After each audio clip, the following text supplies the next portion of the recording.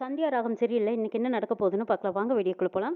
பெரியம்மா, புவனேஸ்வரி தனாவ திரும்பவும் கார்த்திக்கு கல்யாணம் பண்ணி வைக்க பார்க்குறாங்க பெரியம்மாங்கிறாங்க மாயா. என்ன மாயா இது? கல்யாணமான பொண்ணுக்கு எப்படி கல்யாணம் பண்ணுவாங்கன்னு கேட்குறாங்க. அந்த குடும்பம் அதெல்லாம் யோசிக்காது. எப்படியும் நம்மளை அவமானப்படுத்தினா போதும்னு மட்டும்தான் அவங்க யோசிக்கிறாங்க. பெரியம்மா, நாங்க விசாரிச்ச வரைக்கும் அந்த வீட்டில் கல்யாண ஏற்பாடுகள் தான் நடந்துட்டு இருக்குங்கிறாங்க. நானும் கதிரும் அந்த வீட்டுக்குள்ளே போய் புவனேஸ்வரிகிட்டையும் பரமேஸ்கிட்டையும் விசாரித்தோம். அவங்க பேச்சு, அவங்க தெனாவட்டு எல்லாமே முன்னுக்கு பின்னா முரண்பாடாக தான் பெருமை இருந்தது. வெளியில் வந்து புடவைக்காரங்க மூலமாக தான் தெரிஞ்சுக்கிட்டோன்னு மாயா விவரத்தை சொல்கிறாங்க. அப்போ நான் தான் தப்பு பண்ணிட்டேன். ஆரம்பத்துலேருந்தே தப்பு பண்ணிட்டேன். புவனேஸ்வரியை நல்லா புரிஞ்சுக்காம ஏமாந்து விட்டுட்டேன். அவளை திரும்பவும் நம்பினது தப்பாக போச்சு. சரி, இன்னைக்கு அவளை நானும் பார்க்கலாம் வா அப்படின்னு மாயாவை கூட்டிகிட்டு ஜானகி அங்கே கிளம்புறாங்க. கார்த்தி தனா கிட்ட கேட்குறாங்க, நம்மளுக்கு கல்யாணம் பண்ணி வைக்க போகிறாங்க, இதில் உனக்கு முழு சம்மதமானு கேட்குறாங்க. டே, என்னடா இது? என்ற சம்மதம் இல்லாமல் பிரியம் இல்லாமையே இப்படி கல்யாண கோலத்தில் வந்து நிற்கிறா? முட்டாள்தனமாக கேள்வி கேட்குறேன்னு கேட்குறாங்க பரமேசு. தானா உனக்கு முழு விருப்பம் தானே சொல்லு அப்படிங்கிறாங்க புவனேஸ்வரி. தானா அந்த கதிர் உன் கழுத்தில் தாலியை கட்டினது என்னால் ஏற்றுக்கவே முடியல. அதனால தான் நான் அப்படி ஒரு காரியத்தை பண்ண முடியாது ஆயிப்போச்சுங்கிறாங்க கார்த்தி. அதில் உங்கள் மாமாவுக்கு இப்படி ஆகும்னு நான் நினச்சி கூட பார்க்கலன்னு கார்த்தி சொல்லிட்டு இருக்காங்க. ஐயோ, இந்த தனாவை சம்மதிக்க வைக்கிறதே பெரும்பாடு, இதுலேயும் கூட்டுருவான் போல இருக்குதே அப்படின்னு நினச்சிக்கிட்டு புவனேஸ்வரி சொல்கிறாங்க, டே கார்த்தி, இதுக்கு முழு காரணம் நீ கிடையாது, அந்த மாயாவும் கதிரும் தான் காரணம். அவங்க பண்ண சூழ்ச்சியில் தாண்டா உன்னை மாட்டி விட்டுட்டாங்க. அண்ணே ஆமான்னு சொல்லு அப்படின்னு புவனேஸ்வரி கண்ணை காட்டவும் பரமேசு ஆமா ஆமான்னு ஜால்ரா போடுறாங்க. இந்த மாயால ஒரு பொண்ணா? அவன் நினைச்ச மாதிரியே அவ சீனுவை கல்யாணம் பண்ணிக்கிட்டா, ஆசைப்பட்ட புருஷனை கட்டிக்கிட்டா. என்ன முடிச்ச மாயா தனா வாழ்க்கையை கெடுக்க நினைச்சிருக்கா. அதுவும் சொந்த பெருமா புள்ள. அவ வாழ்க்கையே கெடுத்து போட்டா பாரு இந்த மாயா. இவெல்லாம் ஒரு பொண்ணாங்கிறாங்க பரமேசு. கதிர் ஒன்னும் உன்னை ஆசைப்பட்டெல்லாம் கல்யாணம் பண்ணிக்கல. மொத்த சொத்துக்கும் நீதான வாரிசு. உன்னைய கல்யாணம் பண்ணிக்கிட்டா மொத்த சொத்தும் கதிர் பேருக்கு வந்துருன்னு ஆசைப்பட்டு தான் உன்னை கட்டிக்கிட்டான். அவனோட தந்திர மந்திரம் உனக்கு தெரியாதா தானே? காசு பணத்துக்கு ஆசைப்பட்டு தான் உன் கழுத்துல தாலியை கட்டியிருக்கா. இதுக்கு மாயாவும் துணை போயிருக்கா. நீ நல்லா புரிஞ்சுக்கோங்கிறாங்க புவனேஸ்வரி. அடைச்சா மாயா இப்படி வந்து நம்ம வாழ்க்கையை கெடுத்துட்டாலே அப்படின்னு சலிச்சுக்கிற அளவுக்கு புவனேஸ்வரி சொல்லிக் கொடுக்கவும் தனாவும் அதை நம்புறாங்க. அண்ணே நீயும் இன்னும் சொல்லு, ஏதாவது சொல்லு அப்படின்னு கஞ்சாட பண்றாங்க புவனேஸ்வரி. அதை கேட்ட பரமேசும் ஆமாமா, அவங்க போட்ட திட்டமெல்லாம் எதையும் நிறைவேற்ற நம்ம விடக்கூடாது. என்னமா தங்கச்சி, நாம தானே இவ்வளவு தூரம் பேசிட்டு இருக்கோம், தனா அமைதியா இருக்காளே, என்ன செய்ய போறான்னு கேளுங்கிறாங்க பரமேசு. இருனே நான் பேசிக்கிறேன்னு சொல்லிட்டு புவனேஸ்வரி கார்த்தி கிட்ட சொல்றாங்க, அவ கழுத்துல கிடக்கிற தாலியை கழட்டி சொல்லுடா கார்த்திங்கிறாங்க. ஆனா நம்ம நினைச்ச மாதிரி நம்ம வாழ்க்கையை நம்ம சந்தோஷமா வாழலாம். இனிமே யாரும் எதுக்காகவும் நம்ம பயப்பட வேண்டியதில்லை.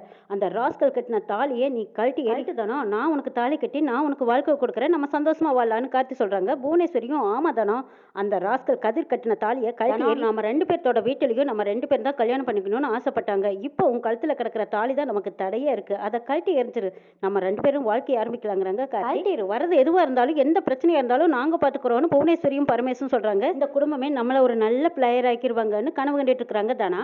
காலேஜ்ல கார்த்தி தனாவை விட்டு விலகி போக போக தனா தான் அவங்க மேல ரொம்ப ஆசைப்பட்டு கார்த்திகிட்டயே போய் தன்னோட லவ் சொல்றாங்க. கார்த்தியும் அந்த அளவுக்கு தனாவை நம்ப வச்சிருக்காங்க. அந்த நம்பிக்கை தான் தனாவுக்கு இப்ப கார்த்தி மேல அவ்வளவு காதல், உறுதியான நம்பிக்கையான காதல் வந்திருக்கு. இதை இந்த குடும்பமே நல்லா பயன்படுத்திக்கிட்டாங்க. என்ன தானா யோசிக்கிறேன், அந்த தாலியை கழட்டின்னு கார்த்தி சொன்னதும் தனா அந்த தாலியை கழட்டி போறாங்க. கரெக்டான நேரத்துக்கு கதிர் ஓடி வந்ததும் தனான்னு கூப்பிடுறாங்க. தனா கதிரை பார்த்ததும் தாலியை கழட்டுற முயற்சி கைவிடுறாங்க. ராஸ்கல், இந்த மாதிரி கேவலமான வேலையை பார்ப்பீங்கன்னு எனக்கும் தெரியும்டா.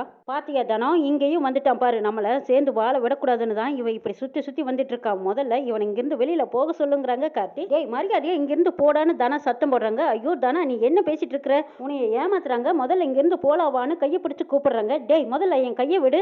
ஏமாத்துனது யாரு? நம்பிக்கை துரோகம் பண்ணது நீதான்டா, நீதான் எங்க குடும்பத்தை ஏமாத்திட்டீங்கிறாங்க தனா. இவங்க எல்லாருமே எனக்கு நல்லதுதான் நினைப்பாங்கன்னு சொல்றாங்க தனா. ஐயோ தனா, உன்னை ஏமாத்திட்டு இருக்காங்க, உனக்கு புரியுதா புரியலையா? நீ நான் சொல்றத நல்லா புரிதல, எங்க கூட வான்னு கதிர் கூப்பிடுறாங்க. டேய் அவதான் சொல்றல்ல, போட வெளியிலங்கிறாங்க கார்த்தி. ஓங்கி பலார்னு ஒரு அற விடுறாங்க. கார்த்தி கதிர் ரெண்டு பேரும் தனாவுக்காக ஒருத்தருக்கு ஒருத்தர் அடிச்சுக்கிறாங்க. பரமேஷ் போய் கதிரை இழுத்து பிடிச்சுக்கிறாங்க. பின்கையை பிடிச்சதும் அவனை கொண்டு போய் ரூமுக்குள்ள அடையினே அப்படின்னு புவனேஸ்வரி சத்தம் போட்டதும் பரமேஷ் கார்த்தி ரெண்டு பேருமா சேர்ந்து கதிரை கொண்டு போய் ரூமுக்குள்ள அடைச்சிடுறாங்க. ஆனா அவனை நினைச்சல, நீ பயப்படாத, உங்க ரெண்டு பேர்த்தோட கல்யாணம் நல்லபடியா நடக்கும், நீ பயப்படாத, நாங்க இருக்கோங்கிறாங்க புவனேஸ்வரி. கதிரை ஒரு ரூமுக்குள்ள போட்டு கதவை சாத்தி லாக் பண்ணிட்டாங்க. கதிர் உள்ள இருந்துகிட்டே கதவை தட்டுன்னு தட்டிக்கிட்டே இருக்காங்க. நான் சொல்றத கேளு, இவங்க சொல்றதை எல்லாம் கேட்டு ஏமாந்துடாத அப்படின்னு கதிர் சத்தம் போட்டுட்டு இருக்காங்க. வீட்டுக்கு ரெஜிஸ்டர் ஆபீசர் வந்திருக்காங்க. என்ன சார், ஏன் இவ்வளவு லேட்டுன்னு பரமேஷ் கேக்குறாங்க. நான் என்ன சார் பண்ணட்டும், ஆபீஸ்க்கு நிறைய பேர் கல்யாணம் பண்றதுக்குன்னு வந்துட்டாங்க, அவங்களுக்கெல்லாம் கல்யாணத்தை முடிச்சுட்டு வரதுக்கு இவ்வளவு நேரம் ஆயிடுச்சுங்கிறாங்க. சரி சரி, லேட் பண்ணாதீங்க, சீக்கிரமா நல்ல நேரம் முடியறக்குள்ளேயா கல்யாணத்தை முடிச்சிடலாங்கிறாங்க புவனேஸ்வரி. இந்த கல்யாணம் ரகசியமா இருக்கணுமா சார்னு ஆபீசர் கேக்குறாங்க. ஆமாங்கிறாங்க. சரி பொண்ணு மாப்பிள்ள ரெடியாங்கிறாங்க. இதோ இங்க நிக்கிறாங்களே இவங்க ரெண்டு பேரும் தான் சொல்றாங்க. பரமேஷ் சொன்னதும் ஆபீசர் பாக்குறாங்க. என்ன சார் இது, அதுக்குள்ள தாலி கட்டி முடிச்சிட்டீங்களா? ரெஜிஸ்டர் முடிஞ்சதுக்கு அப்புறம் தான் தாலி கட்டுறதா சொன்னீங்க சார். அந்த தாலியை கழட்டிடலாங்கிறாங்க பரமேஷ். பாத்தியா தானோ, நான் அப்பவே தாலியை கழட்டுன்னு சொன்னேன், நீ கேட்டியா? இப்ப எப்படி கேள்வி கேட்கறாங்க பாருன்னு கார்த்தி தனா கிட்ட சொல்றாங்க. இவங்க ரெண்டு பேருக்கு தான் கல்யாண மண்டபத்துல கல்யாணம் நடக்கிறதா இருந்தது. அதுக்குள்ள ஒருத்தன் ஒருத்தன் இடையில பூந்து கார்த்தியை தட்டிட்டு அவன் தாலியை கட்டிட்டான் சார். அந்த தாலியை கட்டிடலாம் சார்னு புவனேஸ்வரி சொல்றாங்க. என்னது வேற ஒருத்தன் தாலியை கட்டிட்டானா? பொண்டாட்டிக்க இந்த பையன் தாலி கட்ட போறாரு? சட்டத்துல இதுக்கு இடமே இல்லையே சார்னு ஆபீசர் கூப்பிடுறாங்க. சார் அதனாலதான் உங்களை நாங்க வீட்டுக்கே கூப்பிட்டோம் சாருங்கிறாங்க பரமேசு. சார் இப்போதைக்கு இந்த கல்யாணத்தை எப்படி நடத்துறதுன்னு மட்டும் நீங்க பாருங்க, அதுக்கப்புறம் நீங்க எதுவும் பேச வேண்டாம், உங்களுக்கு என்ன தேவையோ அதை நாங்க செஞ்சிடுறோம்னு சொல்றாங்க புவனேஸ்வரியும் பரமேசும். முறைப்படி என்ன செய்யணுமோ அதை நீங்க செஞ்சிடுங்க, நான் ரிஜிஸ்டர் பண்ணிக்கிறேங்கிறாங்க. நான் மறுபடியும் கேட்கிறேன், இது ஒன்றும் கட்டாய கல்யாணம் எல்லாம் இல்லையலன்னு கேட்குறாங்க. அப்படி ஒரு வேளை கட்டாய கல்யாணமா இருந்தா இது செல்லாம போயிடும்னு சொல்றாங்க ஆபீசர். சார் முறைப்படி இவங்க 2 பேத்துக்கு தான் கல்யாணம் பண்ணி வைக்கலான்னு நாங்க 2 வீட்லயும் முடிவெடுத்து கல்யாண மண்டபத்து வரைக்கும் போனோம். அதுக்குள்ளேயே ஒரு ராஸ்கல் வந்து இந்த மாதிரி ஒரு காரியத்தை பண்ணிட்டான் சாருங்கிறாங்க புவனேஸ்வரி. ஏமா அவங்க சொல்றதெல்லாம் உண்மையான்னு கேட்குறாங்க. ஆனாவும் ஆமான்னு தலையாடுறாங்க. அப்படியே உங்க வீட்டுல இருந்து யாருமே வரலைங்கிறாங்க. சார் உங்களை இத்தனை கேள்வி கேட்கறக்கா நாங்க உங்களை வீட்டுக்கு வர சொன்னோம். பொண்ணுக்கும் பையனுக்கும் விருப்பம், அதனால நாங்க கல்யாணம் பண்ணி வைக்கலான்னு இருக்கோம். சார் நீங்க வந்த வேலையை பாருங்கன்னு பரமேஸ் சொல்றாங்க. அதுக்கு இல்லைங்க, நாளை பின்ன எந்த பிரச்சனையும் வந்துடக்கூடாதுல்ல, அதுக்கு தான் நான் கேட்கறேங்கிறாங்க ஆபீஸ். சரி பொண்ணோட அப்பா அம்மா யாருமே இல்லையாங்கிறாங்க. ஏன் நான் இருக்கேன் அப்படின்னு சொல்லிட்டு ஜானகி மாயா 2 பேரும் வந்து நிக்கிறாங்க. இவங்களை பார்த்ததும் அப்படியே பேர் இடி இடி விழுந்த மாதிரி நிக்கிறாங்க. பரமேசு, புவனேஸ்வரி, கார்த்தி, தனா 4 பேரும். அம்மா வந்துட்டீங்களா, வாங்க நீங்க வந்து இந்த பொண்ணு சார்பில் கையெழுத்து போடுங்கன்னு கூப்பிடுறாங்க ஆபீசர். ஜானகிக்குள்ள இவ்வளவு ஒரு கோபம் ஒளிஞ்சிருக்கும்னு யாருமே எதிர்பார்க்கல. வந்ததும் அப்படியே சிங்க சீரி பாய்ற மாதிரி சீரி பாய்ஞ்சதும் பலார் பலார்னு தனா கணத்துல அரைறாங்க. எங்க இருந்தது வந்தது இந்த தைரியம்? சொல்லாம கொள்ளாம இங்க ஓடி வந்துட்டு வீட்டுல எல்லாரும் எங்கெல்லாம் தேடிட்டு இருக்கோம் தெரியுமா? நீ எல்லாம் ஒரு பொண்ணான்னு ஜானகி சொல்லிட்டு இருக்கும் போது ஆபீசர் கேக்குறாங்க, ஏமா அந்த பொண்ணு அடிக்கிறீங்கன்னு கேக்குறாங்க. அவ ஏற்கனவே கல்யாணமானவ, அவளுக்கு போய் கல்யாணம் பண்ணி வைக்க நினைக்கிறீங்கன்னு கேக்குறாங்க மாயா. அது ஏதோ கட்டாய கல்யாணம் பண்ணிட்டு தான் அவங்க சொன்னாங்க என்கிட்ட அப்படிங்கிறாங்க. அதுக்குன்னு மேரேஜ் ஆன பொண்ணுக்கு கல்யாணம் பண்ணி வைப்பீங்களா? சட்டப்படி நாங்க போலீஸ்ல புகார் கொடுத்தா உங்களையும் சேர்ந்துதான் சார் அரெஸ்ட் பண்ணுவாங்கன்னு சொல்றாங்க. என்னது, ஐயோ போலீஸா? சார் என்ன சார் இப்படி எல்லாம் ஒரு பிரச்சனையை கொண்டு வந்து எனக்கு விட்டுருக்கீங்கன்னு கேக்குறாங்க ஆபீசர். எந்த பிரச்சனையும் வராதுன்னு சொன்னீங்க, இவ்வளவு பெரிய வில்லங்கம் இருக்கு சார், என்ன ஆளை விட்டுருங்க, உங்க பிரச்சனையில நான் சிக்கினேன் அவ்வளவுதான் சார், என் குடும்ப காலி. இவங்க எல்லாம் கல்யாணம் பண்ணி காப்பாத்துறாங்களாம் கல்யாணம் அப்படின்னு சொல்லிட்டு காரி துப்பாத குறைய போயிடுறாங்க ஆபீசர். ஆனா ஜானகியை பார்த்து அழுகுறாங்க. ஏண்டி இப்படி பண்ணுன, எப்பேற்பட்ட குடும்பத்துல வந்து பிறந்துட்டு இப்படி ஒரு காரியத்தை பண்ணிருக்கியே, சீ உனக்கெல்லாம் அசிங்கமா இல்ல? ஏண்டி இப்படி பண்ணுன, உன் கழுத்துல கிடக்குற மஞ்ச கயித்துல ஈரம் கூட காயல, அதுக்குள்ள இன்னொரு கல்யாணம் பண்ணிக்க வந்து நிக்கிறியா? இது உனக்கு அசிங்கமா இல்லையா? எங்க குடும்பத்தோட மானத்தை வாங்குறதுக்கு தான் இப்படி பண்ணுனீங்க. இதெல்லாம் உங்க அப்பாவுக்கு தெரிஞ்சா அந்த மனசை எப்படி தாங்கிக்குவாரு? ஏண்டி இப்படி பண்ணுனேன்னு அடிக்க போறாங்க. மாயா தடுத்து நிறுத்துறாங்க. அம்மா என்ன மன்னிச்சிடமா, நான் இதையெல்லாம் யோசிக்கிற நிலைமையிலேயே இல்ல, இவங்க சொன்னாங்கன்னு தான் நான் இங்க வந்துட்டேன்னு அப்படி போட்டு கொடுத்துட்றாங்க. வந்ததுக்கு அப்புறம் தான் கல்யாணம் பண்ணி வைக்கிறேன்னு சொன்னாங்க. ஆனா இது வரைக்கும் நான் என்ன முடிவு எடுக்கிறதுன்னு எனக்கு தெரியாம குழப்பத்தோட இருந்தேன்னு அழுகுறாங்க. தானா அடைச்சி நீங்க எல்லாம் மனுஷங்க தானா? விருப்பமே இல்லாத பொண்ணை கூட்டிட்டு வந்து கல்யாணம் பண்ணி வைக்க பாக்குறீங்களேன்னு கேக்குறாங்க மாயா. யாரடி விருப்பம் இல்லாம? 2 பேத்துக்கும் தான் முதல்ல கல்யாணம் நடக்கிறதா இருந்தது, நிச்சயமும் நடந்தது. கல்யாணம் நடக்க வேண்டிய நேரத்துல திட்டம் போட்டு கல்யாண காரியத்தை கெடுத்து விட்டு போட்டு இப்ப வந்து நீ நியாயம் பேச வந்தியா? நீயும் ரகுராம் சேர்ந்து தானே எங்க வீட்டு பையனுக்கு தனாவை கல்யாணம் பண்ணி வைக்கிறேன்னு சம்மந்தம் பேசுனீங்க. ஆமா பேசுனதை இப்ப நாங்க நடத்தி வைக்கிறோங்கிறாங்க புவனேஸ்வரி.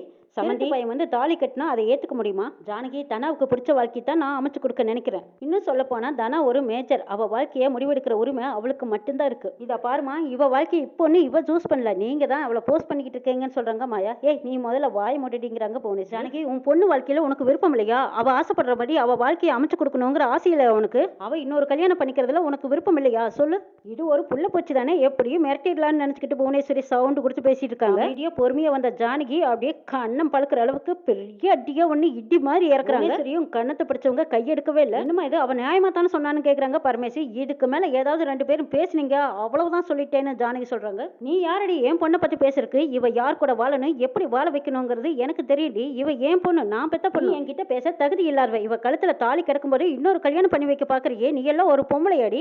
யார் பெத்த பொண்ணுக்கு யார் கல்யாணம் பண்ணி வைக்கிறது? என் பொண்ணோட வாழ்க்கையில நீ தலையிடாது. இன்னொரு தடவை என் பொண்ணை இப்படி கூட்டிட்டு வந்து ஏதாவது பண்ணணும்னு நினைச்ச அப்புறம் நான் மனுஷியாவே இருக்க மாட்டேன்னு ஜானகி சொல்லிட்டு இருக்காங்க. கதிருக்கு ஜானகி மாயாவோட குரல் கேட்டதும் அத்தை நான் இங்க இருக்கேன்னு கதவை தட்டிட்டே சத்தம் போடுறாங்க. கதிர் காது கொடுத்து கேட்ட மாயா, கதிர் சத்தம் மாதிரி இருக்கு, கதிர் அடைச்சு வச்சிருப்பாங்க போல இருக்கு அப்படின்னு சொல்லிட்டு மாயா ஓடி வந்து கதவை திறக்கிறாங்க. கதிர் உள்ள இருந்து வெளியில வராங்க. அத்தை இவங்க யாரையும் நம்பிடாதீங்க, இது ஒரு கேவலமான குடும்பம்னு கதிர் சொல்றாங்க. டேய் முதல்ல நீ பேசுறதுடா, நான் இந்த நிலைமைக்கு வந்ததுக்கு காரணமே நீ தாண்டாங்கிறாங்க தானா. தானா முதல்ல வாய் முடு. கதிர் இவளை வெளியில கூட்டிட்டு போ, நான் பேசிட்டு வரேன்னு சொல்றாங்க. கதிர் மடமடன்னு முன்னாடி போயிட்டாங்க. தனா போக பிடிக்காம நிக்கிறாங்க. போன்னு சொல்றேன்ல அப்படின்னு ஒரு அதட்டுறாங்க ஜானகி. அதுக்கப்புறமா தானா பின்னாடி கதிருக்கு பின்னாடி போய் நிக்கிறாங்க. ஜானகி, நான் உன் பொண்ணுக்கு நல்லது நடக்கணும்னு தான் நான் இப்படி பண்ணேங்கிறாங்க புவனேஸ்வரி.